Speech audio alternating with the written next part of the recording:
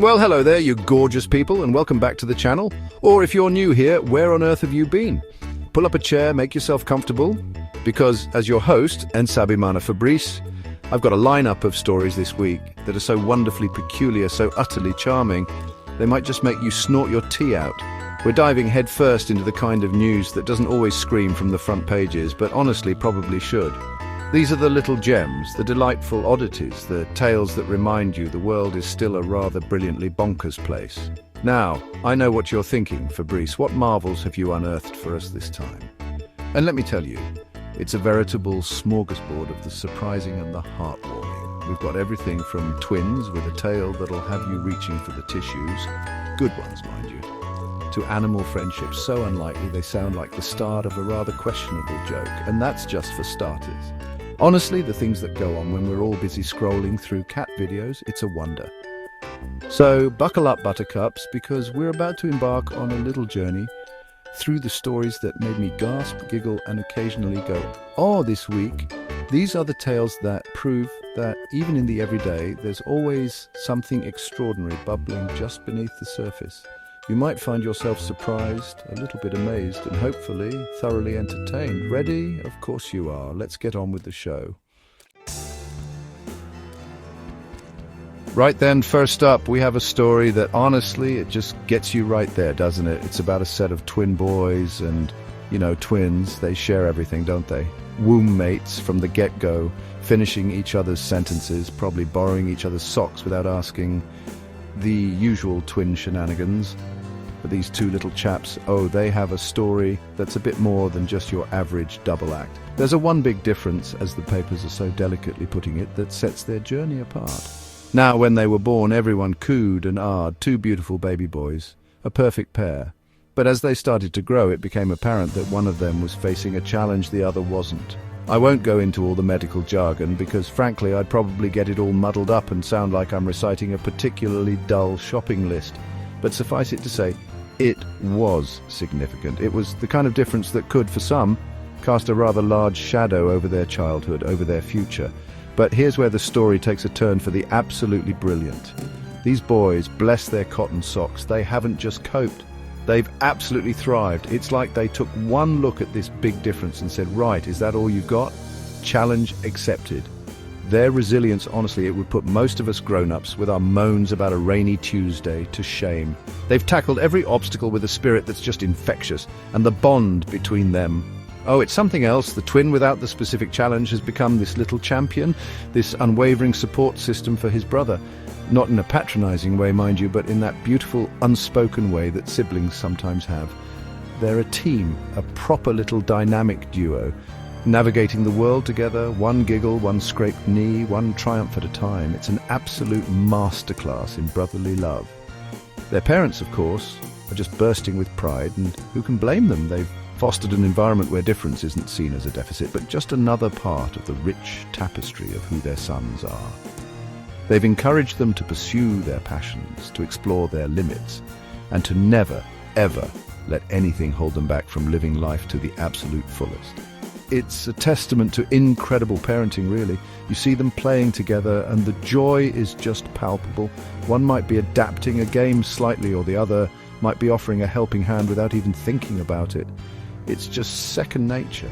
They've found their own rhythm, their own way of making things work, and it's utterly seamless. It's not about what one can't do, but about what they do together, and that list, my friends, is impressively long. This story isn't just about overcoming adversity, though it's certainly a huge part of it. It's about acceptance, it's about unwavering support, and it's about the incredible strength of the human spirit, especially when it comes in a pint-sized, twin-flavored package. It reminds us that what makes us different can also be what makes us and our relationships truly extraordinary. The community around them has rallied too, inspired by their journey. School friends, neighbors, even local businesses have all played a part in celebrating these boys and ensuring they have every opportunity available to them. It's like their infectious positivity has created this ripple effect of kindness and understanding, which is just lovely to see, isn't it? What I love most, I think, is the sheer ordinariness of their extraordinary lives. They still squabble over toys, they still get excited about birthdays. They still drive their parents mildly mad, I'm sure. But woven through all that everyday stuff is this thread of incredible courage and a bond that's clearly unbreakable. It's a powerful reminder that heroes don't always wear capes. Sometimes they're just two little boys showing the world what true strength looks like. So to these twin boys and their incredible family, we send a massive wave of admiration. They're not just thriving their big difference, they're thriving of the love, resilience, and sheer brilliantness that define them. It's a story that just makes your heart feel a bit bigger. And honestly, we could all do with a bit of that, couldn't we? Absolutely wonderful. All right, now from the profoundly human to the delightfully, well, animal. Prepare yourselves for a tale of friendship so unexpected, it sounds like the setup for a children's book that would get slightly confused reviews. We're talking about an interspecies alliance that defies all logic, all natural instinct, and frankly, probably all the laws of the animal kingdom as we know them. It's utterly charming, slightly baffling, and 100% true. Imagine, if you will, a sleek, sophisticated feline. You know the type, probably judges your life choices, definitely expects dinner on time, and considers napping an Olympic sport. And then picture a goldfish, glub, swimming in its bowl, probably pondering the existential mysteries of plastic castles and colourful gravel. Not exactly a match made in heaven, you'd think. More like a match made for a rather swift and unfortunate snack time. But no. In a twist that would make a Hollywood screenwriter blush, these two creatures, from opposite ends of the pet spectrum, have formed an absolutely inseparable bond. I kid you not. The cat, let's call him Whiskerton III for dramatic effect. His real name is probably Mittens, but let's elevate it. Doesn't see the goldfish, let's call him Finn Diesel, because why not? As lunch. Oh no, he sees him as a pal. Their owner first noticed the peculiar behaviour when Whiskerton started spending hours, and I mean just sitting by the fishbowl, not in a menacing, I'm just waiting for you to look away kind of way, but more of a contemplative, tell me about your day, Finn sort of vibe. It was baffling. The owner probably thought the cat had finally cracked, or perhaps was just really bored. Then the interactions began. Whiskerton would gently tap the glass, not with claws out, but with a soft, curious paw. And Finn Diesel, instead of darting away in terror like any sensible fish would swim right up to the glass, almost as if to greet his furry admirer. It's like they were having these little silent conversations, understanding each other in a way that we mere humans, with all our complicated words, probably couldn't. The owner even caught Whiskerton dipping his paw the water, very gently, mind you, and Finn Diesel would swim around it, sometimes even nudging it. Now, I've had cats, and I've had fish. And let me tell you, this particular combination usually ends with a lot of splashing, a missing fish, and a very smug-looking cat. This, however, was different. This was tender. A cat being tender with a fish. The world's gone mad. It's become a daily ritual. Whiskerton will often sleep curled up beside the fishbowl like a furry, purring bodyguard.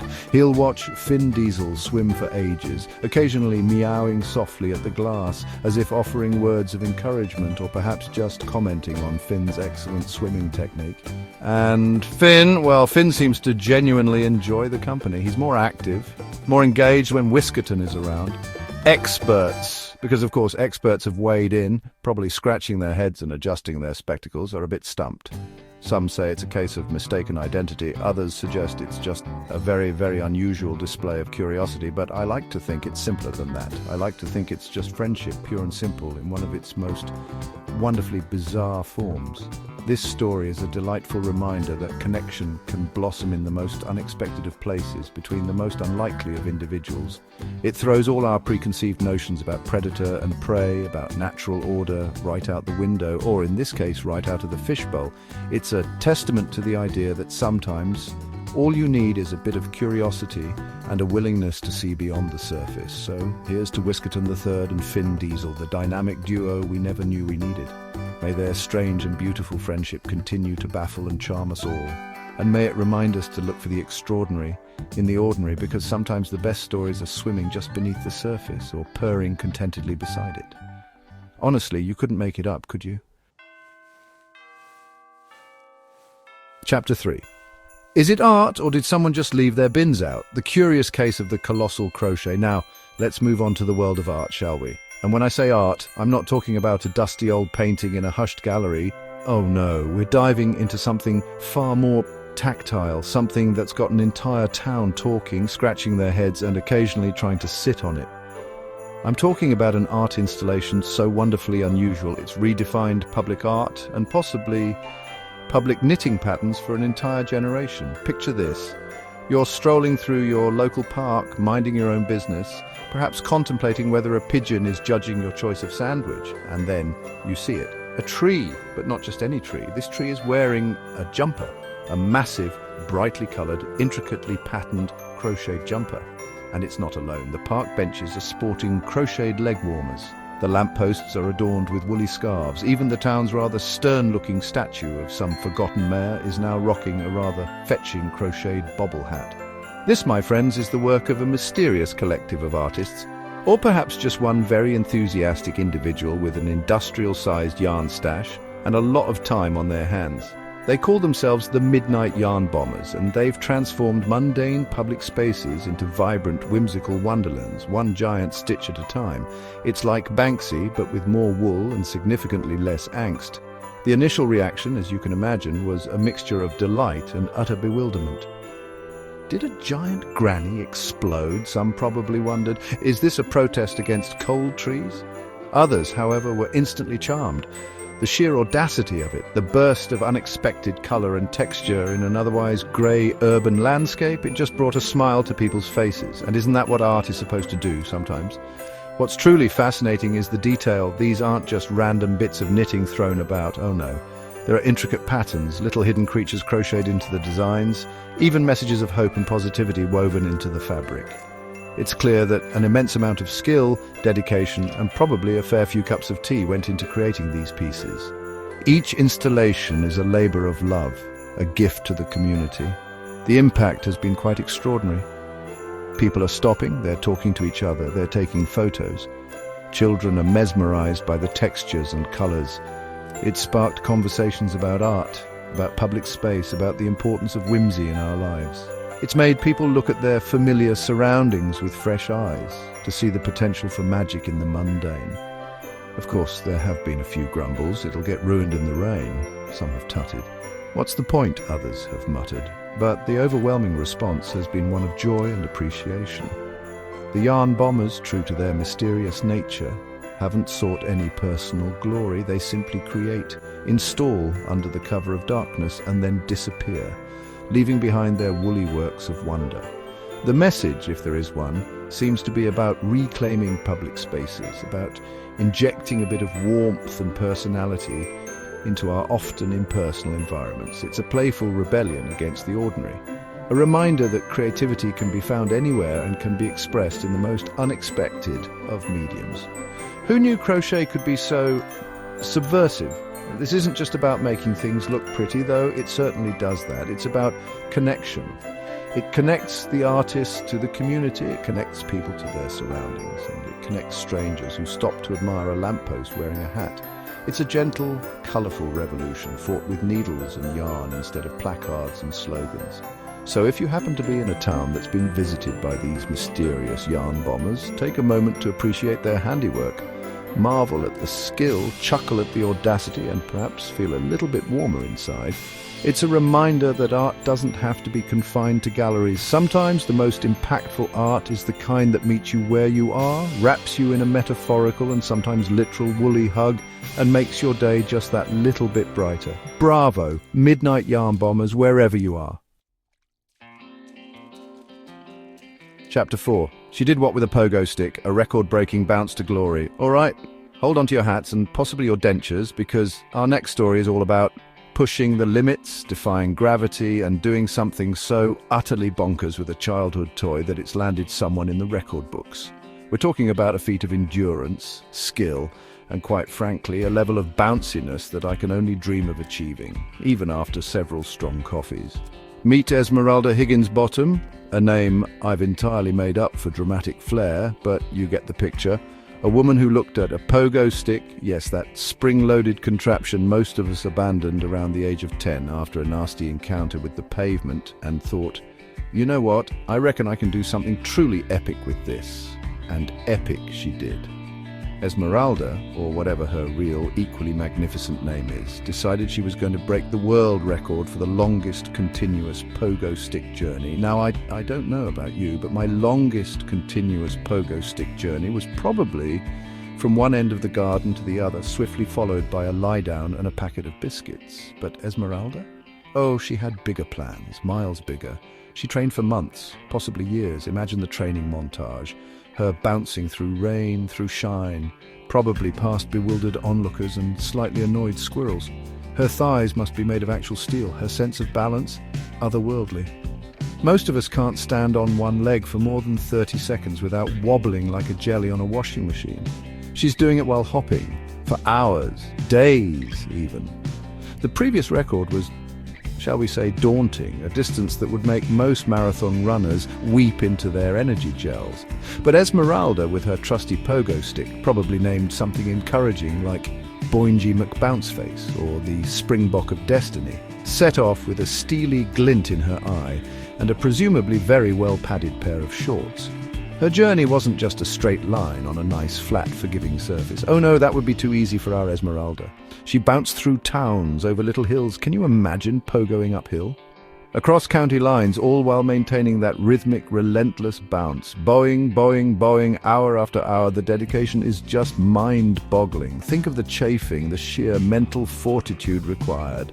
Along the way, she became a bit of a local legend. People would come out to cheer her on, offering water, encouragement, and probably wondering if she'd finally lost her marbles. But her determination was infectious. She wasn't just bouncing for herself, she was bouncing for everyone who ever dared to dream a slightly ridiculous, incredibly ambitious dream. And then the moment came. After what must have felt like an eternity of bouncing, after overcoming blisters, exhaustion, and probably an intense craving for a stationary chair, she did it. She surpassed the old record, bouncing triumphantly into the history books, one final, glorious buoying at a time. The crowd went wild. Her support team probably wept with relief and pride. The pogo stick itself probably sighed with exhaustion. This isn't just about a quirky record, though it is delightfully quirky. It's about human endeavor. It's about setting a seemingly impossible goal and then, through sheer grit, perseverance, and an astonishing amount of leg power, achieving it. It's a testament to the fact that with enough passion and a refusal to give up, you can achieve things that most people would dismiss as utterly daft. Esmeralda's achievement is a reminder that records are there to be broken, that limits are there to be tested, and that sometimes the most extraordinary accomplishments come from the most unexpected of pursuits. It makes you think, doesn't it? What seemingly silly thing could become a world record holder in competitive napping, synchronized sighing? The possibilities are endless. So, a massive, bouncy round of applause for Esmeralda Higginsbottom, the Pogo Queen. She's shown us that dedication comes in all forms, and that sometimes the greatest journeys are taken one hop at a time. May her record stand for ages, or at least until someone even bouncier comes along, utterly, brilliantly, bonkersly inspiring. Chapter 5. From Forgotten Patch to Flourishing Paradise, the little allotment that could. And finally, to round off our little tour of the week's wonders, we have a story that's guaranteed to warm the cockles of your heart and possibly make you want to invest in a trowel and some wellies. It's a tale of community spirit, green fingers, and the transformative power of people coming together for a common and rather beautiful cause. In the heart of a bustling, slightly grey urban neighbourhood, there was a forgotten patch of land. You know the type.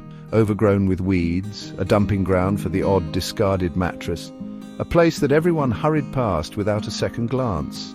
It was, to put it mildly, a bit of an eyesore, a sad little neglected corner of the world, but where some saw blight, a small group of determined residents saw potential, led by a rather wonderfully energetic retiree named Brenda, who probably has more get up and go in her little finger than I have in my entire being before my second coffee. This group decided enough was enough. They weren't going to let this little patch of land remain unloved any longer.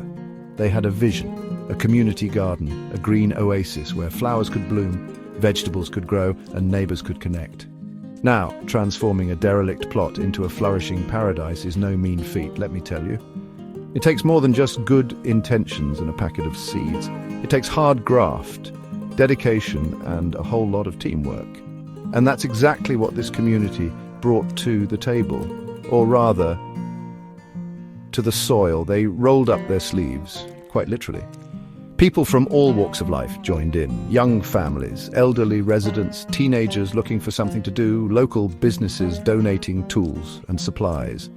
They cleared the rubbish, they dug, they weeded, they built raised beds, they installed a slightly wobbly but charming water butt. It was a proper grassroots effort, fueled by enthusiasm and an impressive number of communal tea breaks. Slowly but surely, the transformation began. The first green shoots appeared, then tentative little flowers. Before long, what was once a symbol of neglect was bursting with life and colour. Rows of vibrant vegetables, fragrant herbs, beautiful blooms attracting bees and butterflies. It was like a little miracle unfolding in the middle of the concrete jungle. But the most beautiful thing that grew in that garden wasn't the prize-winning courgettes or the magnificent sunflowers. It was the sense of community. People who had lived on the same street for years but had never spoken were now chatting over compost heaps, sharing gardening tips and admiring each other's burgeoning tomato plants. Friendships blossomed alongside the flowers. The garden became more than just a place to grow things, it became a hub. They organised little community events, harvest festivals where they shared the produce, workshops for kids to learn about nature. It became a place of pride, a shared space that everyone felt a part of, a testament to what can be achieved when people work together. This story is such a powerful reminder of the impact that small, local actions can have. It shows that you don't need grand gestures or millions of pounds to make a difference. Sometimes, all it takes is a shared vision, a bit of hard work, and the willingness to get your hands dirty alongside your neighbours. It's about fostering connection, not just to the land, but to each other. So, to Brenda and her incredible team of community gardeners, and to every little forgotten patch of land out there just waiting for someone to see its potential, we say a massive well done. You've created something truly special, a little slice of green heaven that feeds not just the body, but the soul of your community. It's inspiring, it's heartwarming, and it makes you believe in the power of people. Absolutely blooming marvellous. Chapter 6. Keep those curious eyes peeled, you wonderful lot. And just like that, we've reached the end of another little romp through the world's most delightful and unexpected happenings. Wasn't that a lovely little collection? From those truly inspiring twin lads showing us what resilience really means, to a cat and a goldfish redefining friendship goals, and a whole town getting wrapped up in the coziest art installation ever. It's been quite the journey, hasn't it? It just goes to show there's always something fascinating going on if you just know where to look. So my challenge to you, my dear viewers, is to keep those curious eyes wide open. Don't let the quirky, the heartwarming, or the downright wonderfully weird stories slip by unnoticed. There's inspiration and joy to be found in the most unexpected corners. And often it's those little tales that make the biggest impact on our day or even our outlook on life. Keep seeking out the good stuff, the stories that make you smile, think, or even just go, well, I never. And please don't be shy. If you've stumbled across a wonderfully unique story, or if you've got a heartwarming tale from your own neck of the woods, pop it in the comments below. I absolutely adore reading them, and who knows, your story might just feature in a future episode. Until next time, stay fabulous, stay curious, and keep sharing the wonderful. Ta-ta for now. Ta. For